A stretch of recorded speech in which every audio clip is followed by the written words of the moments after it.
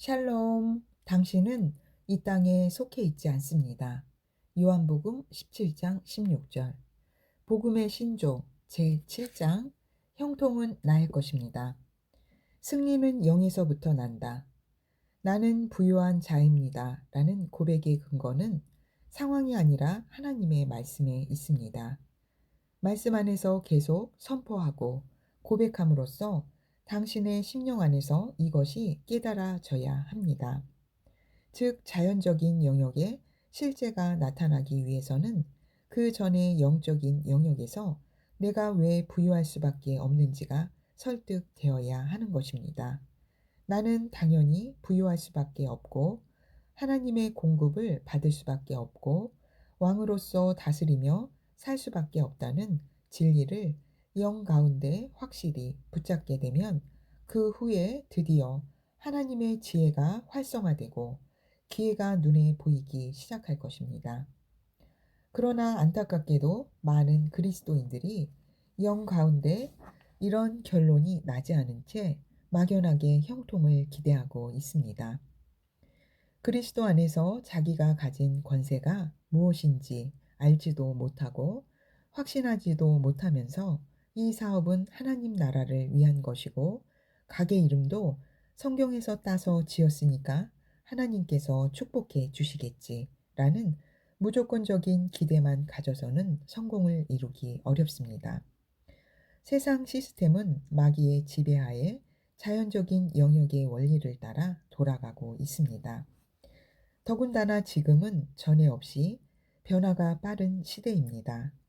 오랫동안 동네를 지키던 슈퍼나 빵집도 이제는 대형 마트와 브랜드 체인점 앞에서 문을 닫고 사라져 갑니다. 이러한 무한 경쟁 속에서 재정적인 성공을 이루는 비결은 무엇입니까? 세상의 자연적인 원리를 따라 함께 빠르게 변화하든지 아니면 세상의 원리를 뛰어넘는 영적인 원리로 돌아가서 기능해야만 합니다. 그런데 많은 그리스도인들이 둘 중 무엇도 아닌 어중간한 상태에 머물며 세상의 피해자로 살아가고 있습니다.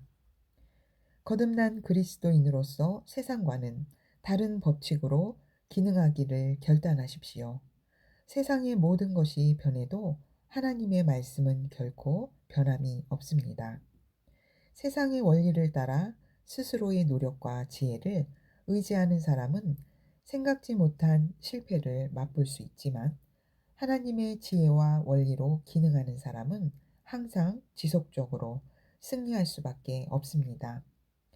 가장 먼저 영적인 영역에서 결론을 내고 시작하십시오.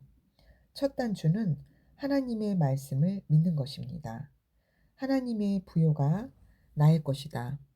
그리스도 안에서 나는 부요한 자다 라는 말부터 제대로 믿어지지 않는데 어떻게 영적인 승리를 맛볼 수 있겠습니까? 그런 상태로 일을 시작한다면 그것은 결국 자연적인 영역에서의 싸움이 될 것이고 당연히 자연적인 원리를 따라 결론이 나게 될 것입니다. 단순히 당신의 의도가 순수하다고 해서 세상의 것들이 전부 당신에게 순종하지는 않습니다.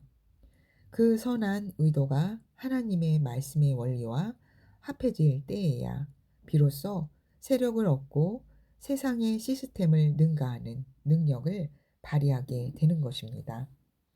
부여가 왜 당신의 것인지, 당신이 왜 부여해야 하는지 말씀에서 확인하십시오. 만물이 다 당신의 것입니다. 주변에 하나님의 부여와 형통을 체험하는 그리스도인들이 많지 않더라도 말씀이 진리라는 사실은 변하지 않습니다.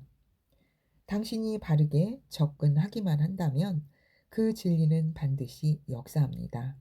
말씀을 붙잡고 확신하십시오. 당신을 통해 축복이 흘러나가고 하나님의 나라가 확장될 것을 믿으십시오. 당신에게 재물 얻을 능력과 지혜가 주어졌음을 인식하십시오. 하나님께서 주시는 기회를 포착하고 행하십시오. 그렇게 할 때 세상의 법칙을 뛰어넘는 초자연적인 형통과 부요가 당신에게 실제가 될 것입니다. 고백. 예수 그리스도께서 부요한 자로서 가난케 되심은 나로 부요케 하기 위함입니다. 거듭난 나는 부요한 자입니다. 이것은 하나님의 자녀로서의 권세입니다. 부요는 하나님의 선물입니다. 하나님께서는 나에게 재물 얻을 능력을 주시고 지혜를 주시고 기회를 주십니다. 내게는 언제나 하나님이 주시는 지혜와 능력과 기회와 만남을 잘 활용할 탁월한 영이 있습니다. 나는 하나님께서 내게 주신 부여를 사용하여 영혼을 구원하며 하나님의 왕국을 확장하는 하나님의 군사입니다. 나는 부요한 자입니다. 복음의 신조 제7장 형통은 나의 것입니다에서 승리는 영에서부터 난다에 대해 알아보았습니다. 할렐루야! 나는 하나님 아들의 왕국에 속해 있고 그 안에 살고 있기 때문에 삶 가운데 항상 승리합니다. 예수님의 이름으로 축복합니다. 아멘.